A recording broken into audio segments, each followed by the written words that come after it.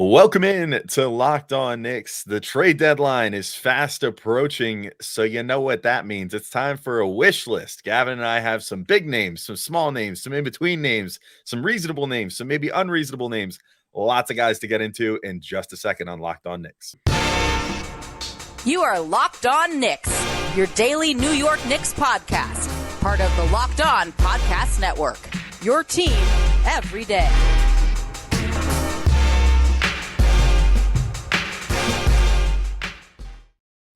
All right, welcome in to Locked On Knicks, and today's episode is brought to you by LinkedIn.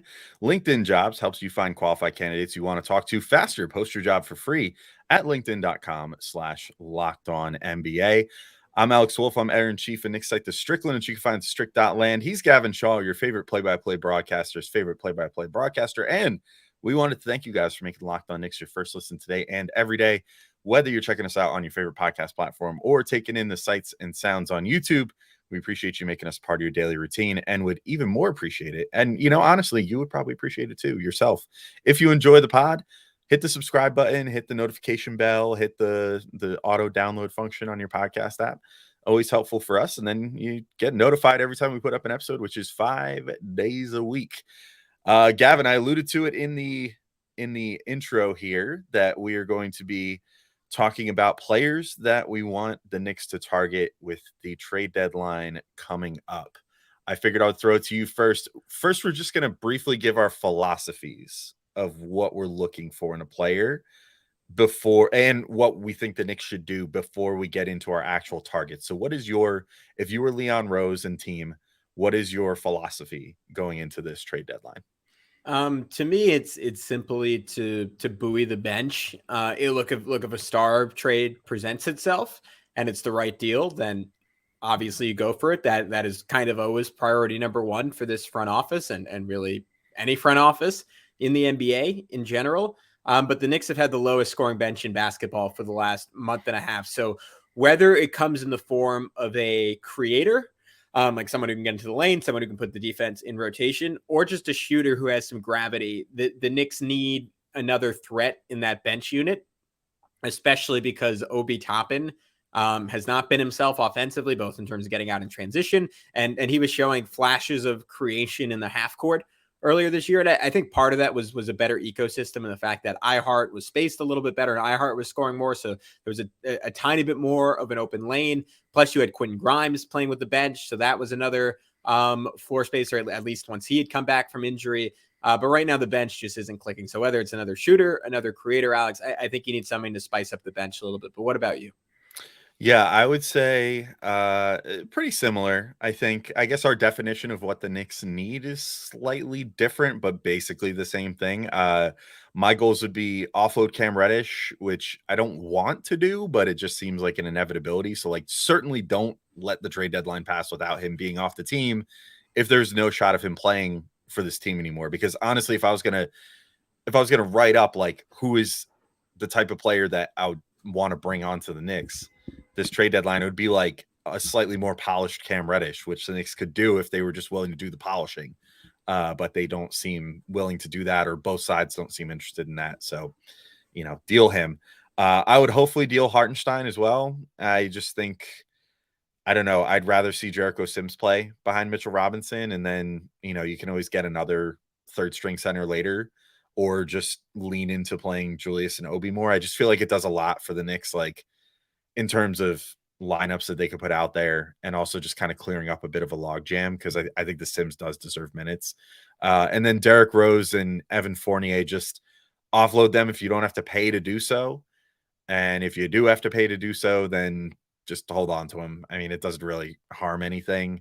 Neither of them are signed for a particularly long time. I think Derrick Rose you can get out of after this year. Fournier, you would just have to wait till next year, and you could presumably stretch him if you really felt so inclined, and the cap hit would be like $6 million out of $100, whatever it's going to be, like $25 million cap next year, which is basically nothing. That's just kind of a write-off on the overall cap sheet. So I wouldn't trade either of those guys unless you could do it basically for free. But if you could, then sure, just clear them up. But they're also both being consummate pros, so no huge deal there. I would say my primary targets would be versatile wings that can score. Seems like other than quickly, there's not a ton of bench scoring right now, at least not consistent bench scoring. So I think having a consistent wing scorer off the bench preferably can defend a couple positions and, maybe could do some other stuff like putting the ball on the floor or whatever, but mostly like scoring and being able to defend, I think are important. Go figure. It's like only the two most important skills in the NBA. I would personally not. There are certain guys that I would mostly keep off the table unless it was for a big swing, and that's sort of the core guys like Quickly, Grimes, RJ, obviously Brunson, Randall. Right now, unless you're like trading him for some like big upgrade or something, or if you're just opting to say, we're just going to lean into the youth the rest of the year and just cash out as big as humanly possible on Randall, then fine.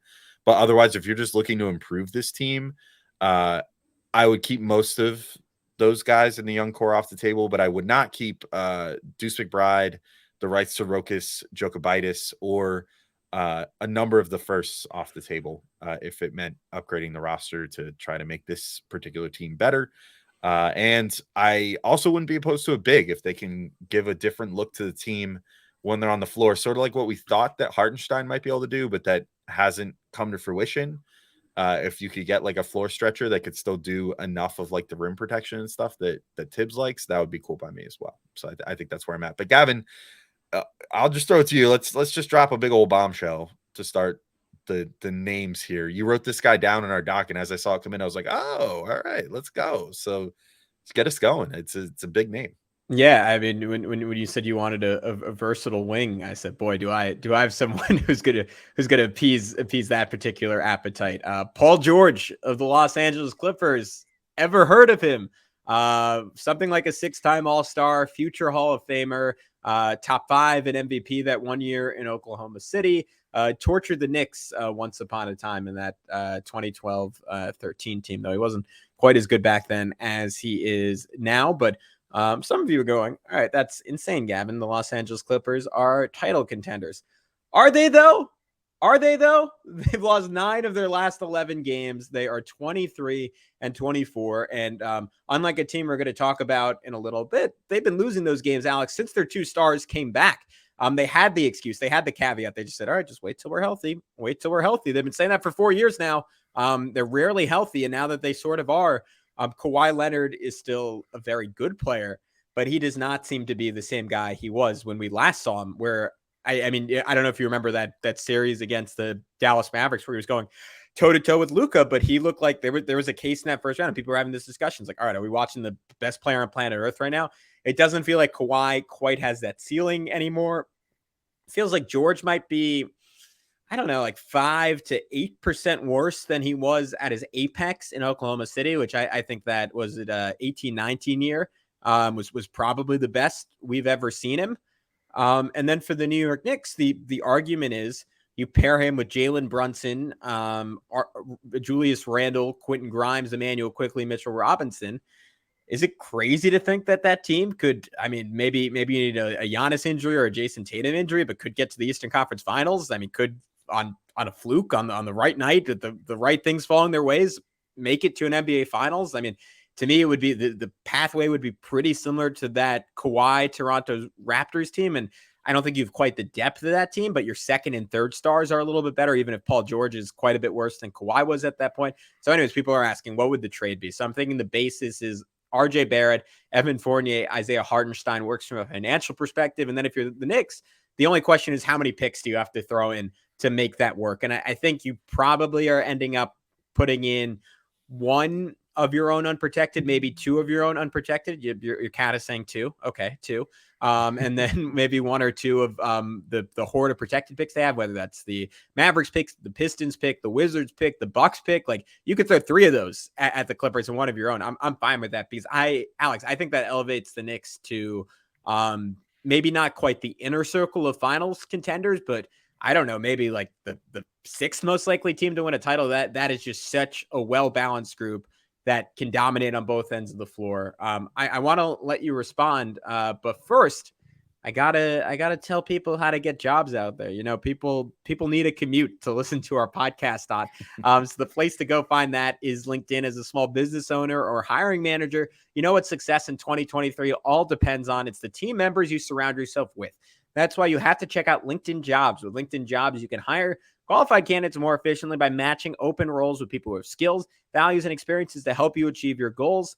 So I personally never hired anyone on LinkedIn. Maybe one day we'll be looking for a Locked On Knicks intern on there, but I have gotten a lot of jobs from LinkedIn. And what I find it just as important for is finding a job is getting advice. Like it is the ultimate network of professionals.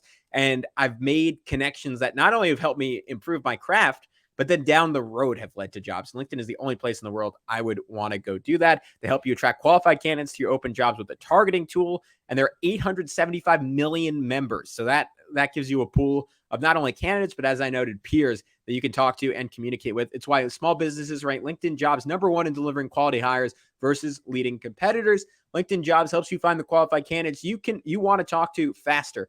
Post your job for free at linkedin.com/LockedOnNBA. That's linkedin.com/LockedOnNBA to post your job for free. Terms and conditions apply. All right, Alex, what are your thoughts on my Paul George mega trade? I guess I want you to start here. Do you think it's realistic that the Clippers would be willing to trade Paul George given the tailspin that they're currently in? I think that if they take a sober look at things, which I don't know that they will, based off the fact that I think Steve Ballmer is a little crazy and A will little's doing a lot of work there. yeah, we'll just be convinced that they still are every bit the contender that they were when those guys signed in 2019. And talk himself into them basically being like the Nets this year, like, oh, it's finally coming together. We're gonna do it. Even though it's not. And so I don't know, first off, that they would accept the harsh reality that this whole Kawhi and Paul George thing didn't ultimately work out, which I don't think it's going to. But then the other part of that is if they make Paul George available for the trade deadline, I feel like he would be far and away the best player available at the trade deadline, and there would be a huge bidding war. And I think the Knicks would have to go higher than your projected deal, unless they were somehow able to work some back channels and be like the first person in line for the Black Friday sale for Paul George, and manage to, just get in ahead of everybody else and not give anyone else a chance somehow. Although I just can't see that happening, because if the Clippers blow it up, it's going to be fireworks. They're going to be like, okay, everything must go. Like, we need to trade Paul George, and then the natural next move is you have to trade Kawhi after that for whoever wants to give that a shot. Then you trade off all the ancillary pieces and just try to recoup all of the large amount of draft capital that you gave up to build this team to begin with. That said, the Knicks, just like they were when they were engrossed in like the Donovan Mitchell trades over the summer, they are one of the most well-equipped teams to go after a player like Paul George should he become available. So if he would become available, I would like to see them make that sort of move right now, because I think, look, it would be painful to get rid of RJ Barrett when he just signed his extension, and you're talking yourself into like, oh man, like maybe he could still be the future or whatever. But like Paul George would be the present. And you're right. I really do think that team, based off what we've seen, with how well they've played this year, could potentially be a dark horse finals team. I know it sounds kind of crazy to say, but like, you inject that level of talent, and basically the only player of note that you're giving up is RJ Barrett, and directly replacing him with Paul George, like, you're in great shape, dude. Like, that is a fantastic starting lineup. And you would still want to do some work then to build out the bench, but you could do that somewhat on the cheap, probably with some of the other trades that we're going to bring up here. Like, that wouldn't preclude you from then still building out the bench a little bit to try to make a real run this year. So I would definitely 100%, if he becomes available, I would go for it, unless the price became too insane. But like we've seen now, like in the offseason, it was the great unknown with like the Mitchell trade of like, how good actually are the Knicks? Like how good is Brunson going to make them? How, like, can Randall rebound or whatever? Are they just going to be a young team with Brunson this year, whatever? And now we kind of have our answer. Like, no, like Randall is back and he's playing great, and Brunson is better than advertised, I think. And if you just kind of rounded this roster out in just the right way and got, like, I would say that Paul George would finally be that like 1A star, then yeah, they could potentially make a run this year. And that's worth investing in, and that's worth spending like 4 or 5 first round picks to do, especially when you have a surplus of them. So I'm totally with you there. But Gavin, I'll throw to You know, I was going to do this in a different order, but I'm going to just piggyback on your thing here so we can have this discussion. So I'll just throw out a role player first off a team, which is Torrey Craig off the Suns. This is pretty modest. He's averaging 8.5 points, 5.6 rebounds. He's shooting 47% from the field and 39% from three on like roughly 3 attempts per game. I like Torrey Craig a lot. He's a good do-it-all player. He's one of those guys that just kind of is like always on a good team. Literally a few years ago was on both the teams in the finals at one point during the season. Right. So pretty tough to argue there. He probably wouldn't cost a ton because he's only on a 1-year deal. He's making like $5 million.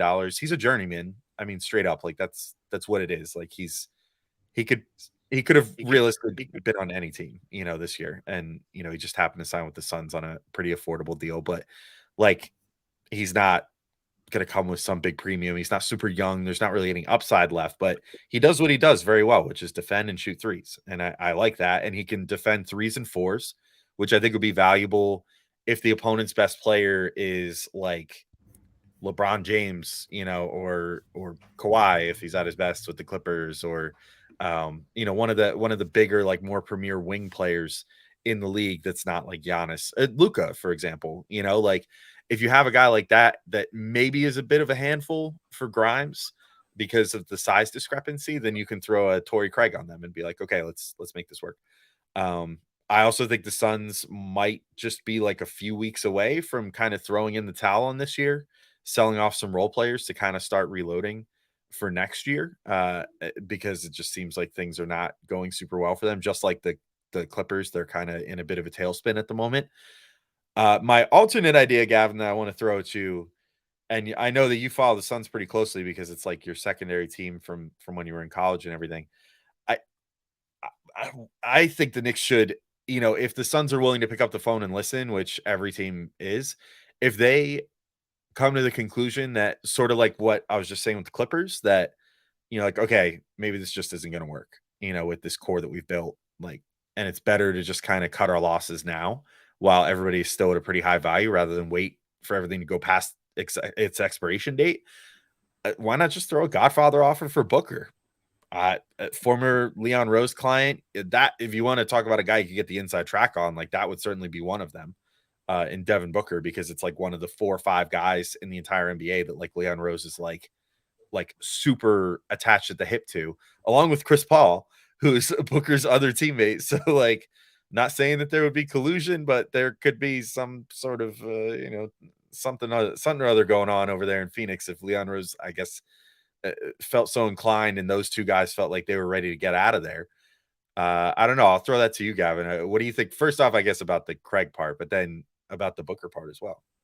Yeah, I think I can answer it in one fell swoop. I think the Suns still believe that they can be very good this year, with everyone healthy. Their net rating just when Cam Johnson, who I think literally is coming back as we record this podcast against the Nets, when he was on the court, they were really good. They were first in the Western Conference when they had their team together. So I think especially given how open the West is, and there isn't that Kevin Durant Warriors team that you're like, all right, I mean, what's the point? Like, we might as well just break this up.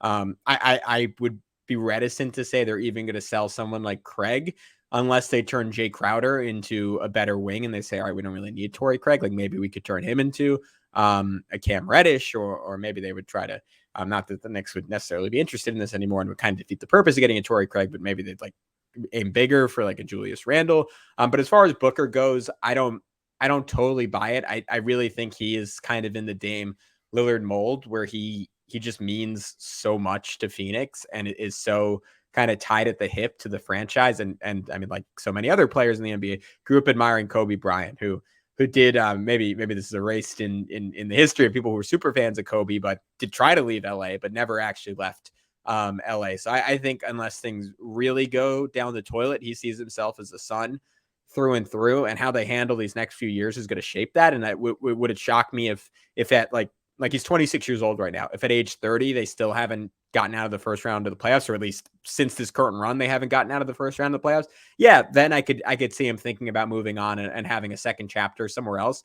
But at age 26, with a couple of years left on his contract, Alex, I think it's too soon. And from Phoenix's perspective, like you could trade for all the Knicks draft picks. You could get a couple young players, but are you really going to do better than a 26-year-old who's a top 12 to 15 player in the league? Like, I just think it's hard. It's hard to justify that unless, to your point, he was like, hey, like I've done right by this franchise. I want out. I don't think it's close to that point quite yet. Well, if ultimately these first two big names that we brought up might be a little far-fetched, or at least at this particular moment, we have some more realistic guys to get into in just a moment when we come back, including one of my favorite big men in the NBA right now, and a lot of people's favorite big men in the NBA right now. But first, I should remind everybody that if you're looking for a delicious treat and you don't want all the fat and calories, you gotta try a Built Bar. The holidays just passed a few weeks ago. I hope everybody's still sticking to their New Year's resolutions. I'm still sticking to mine. I've been trying to get back in the gym like 4 or 5 days a week and really get in shape again. And I've also been dieting a little bit. And you know what? It's tough when you're dieting and you're trying to work out because you're not getting enough protein. You're not getting enough calories in general. And just like you're not putting enough in your body to replenish because you're trying to, kind of do two things at once, burn the candle from both ends, right? With exercising and dieting at the same time. Well, that's where Built Bars come in. And they're great for that because what makes them so good is that, for one thing, they're covered in 100% real chocolate, and they come in unbelievable flavors like churro, peanut butter brownie, and coconut almond. My personal favorite tastes just like almond joy.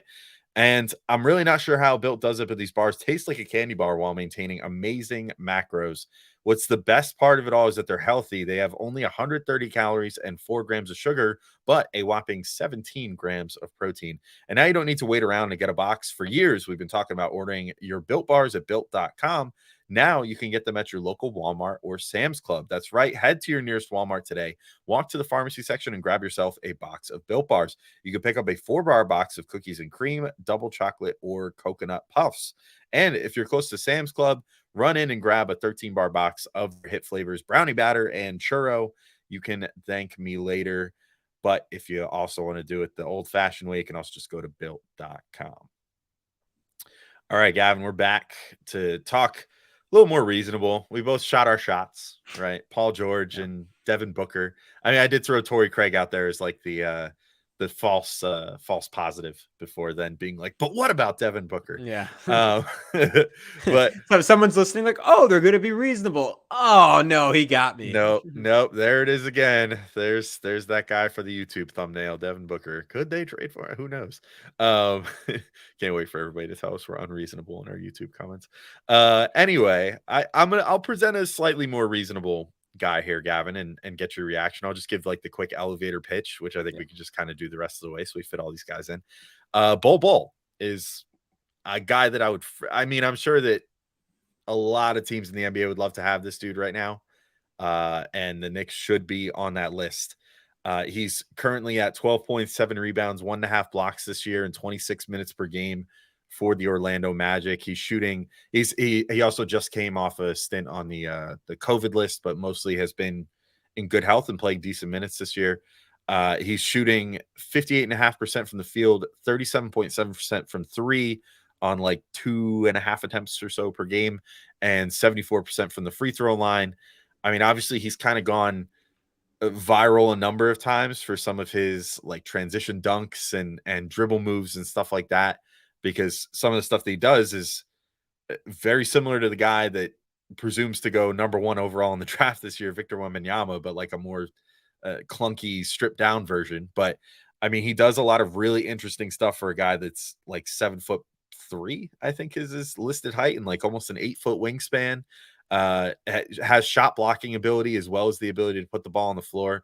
In many ways, does a lot of the things that like you wanted Kristaps Porzingis to do as a Knick. As far as the ball handling and stuff, like I think his handle is actually maybe tighter than Porzingis's was when he was a Knick, even if his skills aren't quite as good, obviously, or else he'd be playing more than 25 minutes per game on the Magic.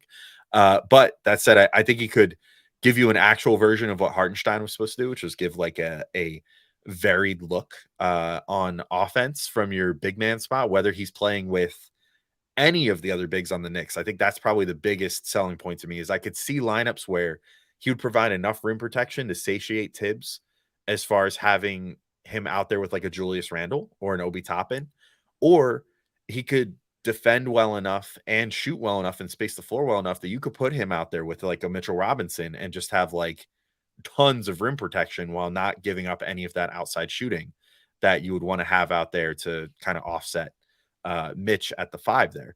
So I really like him. He is under contract for one more season at, I don't know if it's exactly the minimum, but it's basically the minimum. I think he makes like $2 million this year and next year. I personally, if I was going to make an offer for him, I would give up one of Cam Reddish and Deuce McBride, one of those two. So Reddish or Deuce McBride, and one of the protected first for him pretty easily. And I could be persuaded into giving also like as many second round picks as they could possibly want, or possibly like the rights to Jokic or something like that. Like, I feel pretty good about Bol Bol at 23 years old. And I just love the fit that he could be on this team and the fact that he would probably be good enough to earn playing time for Tibbs and actually play like a good role while still doing all the things that make him as good as he is.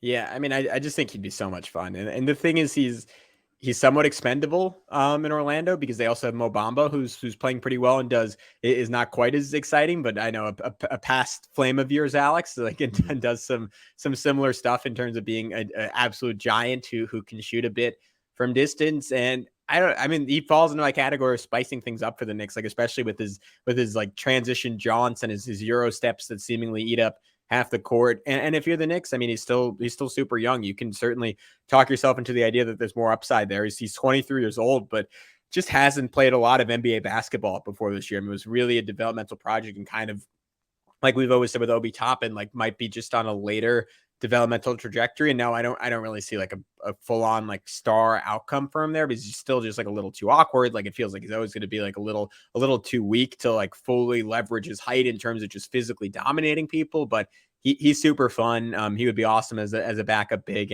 And we've said it forever that the Knicks could use a true floor spacing center. We kind of thought we had it in Hartenstein. That has not really come to fruition this year. I kind of question how much Tibbs would let him do everything he does, and like how quickly Tibbs would want to pull the plug on that versus Jericho Sims, who's less spectacular, but maybe is a little more steady in what he does on the defensive end of the floor, what he does as an offensive rebounder. But I don't know, Alex. I'm with you. I think he is a super intriguing option. Yeah, but Alex, I can just finish up with my last two guys because they kind of fill the same exact role for the Knicks. So first, Dean Wade of the Cleveland Cavaliers. He averages 6.5 points, 4 rebounds, 45% from the field. And here's the key for me. He's a 41% three-point shooter on 5 attempts per 36 minutes. I think it would make a lot of sense to just steal him straight up for Cam Reddish. If you're Cleveland, you get a little bit more defensive versatility in Reddish, and someone who gives you a little bit more upside as kind of an on-ball creator. And look, they have 4 borderline all-stars in their starting lineup. Why not have a 5th guy that can create some shots for you, but also will rein it in a little bit relative to what someone like Caris LeVert brings. From a Knicks perspective, I made it clear in the first segment, I think they desperately need some floor spacing off the bench. Wendler can do that. He's a nice ball mover. He's big at 6'9", so you're not at a size deficit if you're playing him at the 3. I just think he would really open up the court. And if you want to, especially with Mitchell Robinson out for the next 3 weeks, which we haven't really touched on yet, you could play Obi as a small ball 5 and Dean Wade as a small ball 4 with the bench unit. I think that would be a really fun lineup, even if it would suck defensively. But the kind of the rich man's version of that, or maybe I should say the middle class version of that, is Kenrich Williams, who averages 9 points, 6 rebounds, 2 assists per game for the Oklahoma City Thunder. And he is on a heater, shooting the basketball 56% from 3 over his last 10 games on 3 attempts per 36 minutes. So not obviously really low volume there, but he is a gunner. He's solid defensively, and he can do a little bit in terms of moving the ball, making a play here or there off the dribble. I just think, Alex, either of those guys would really open things up for not only Obi Toppin, but whether it's Emmanuel Quickly playing with the bench, whether it's RJ Barrett playing with the bench. I just think you kind of got to grease the wheels a little bit if you're the New York Knicks with that bench unit. Yeah, I think so too. And I think getting some consistent shooting, like keyword on consistent, would be great for the Knicks bench right now, because it's like, it feels like everything happens in fits and spurts, even for like Quickly, who's been their best bench player by a mile lately. Even his 3-point shooting is streaky, but luckily the rest of his game is starting to kind of pick up. But like Obi has been streaky, like Cam Reddish was streaky, when he was getting minutes. Deuce is streaky. Like every single guy that you put out there, like Hartenstein, forget about it. Like he hasn't found any of the 3-point success that he used to have this year. It's just like every guy that you put out there has issues as far as, putting the ball in the hoop from three. And you just need to find that consistency somewhere. I really like Wade. For one thing, a Nick killer that you just remove from being able to kill the Knicks anymore. That would be awesome. I think he had his season high against the Knicks this year. For all I know, it could be a career high, like 22 points earlier this year against the Knicks. They also could eliminate Kevin Love's doppelganger, so that I'm sure it's really confusing at practice. Maybe not quite so much now that Kevin Love has leaned into the salt and pepper thing. But yeah, I mean, I like the Wade idea quite a bit, and I think that would be a relatively low cost acquisition. Like you could probably talk them into Cam Reddish and be like, Reddish could be like what you guys wanted Isaac Okoro to be when you drafted him, but longer and probably better. And they'd be like, yeah, I could probably see that and maybe go with it, because I don't think Okoro has really lived up to expectations so far.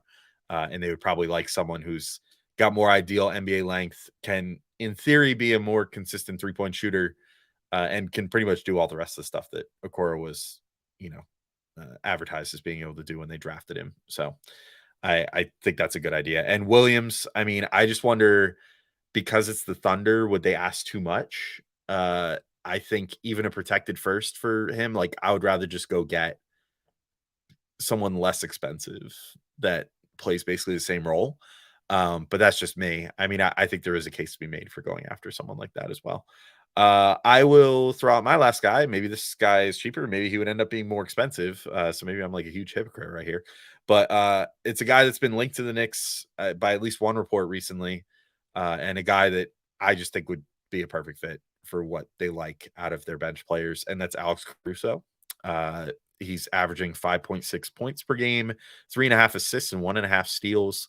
He's shooting 43.5% from the field and 39.5% from three on about 3 attempts per game for the Bulls. Of course, the Bulls are in kind of a weird spot right now where they're vastly underperforming on the whole this year, but they've played a little better as of late.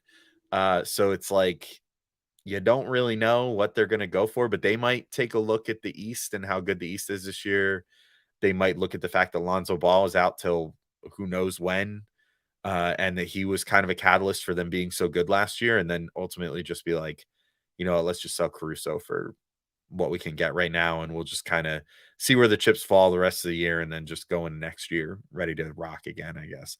But I like Caruso's game a lot. He's sort of like, the best way I can think of to describe him is he's like a juiced up version of Deuce, sort of like more consistent shooting the ball, just as good of a defender, I think. Obviously longer, like slightly more ideal NBA size, and a little more point guardy, I guess.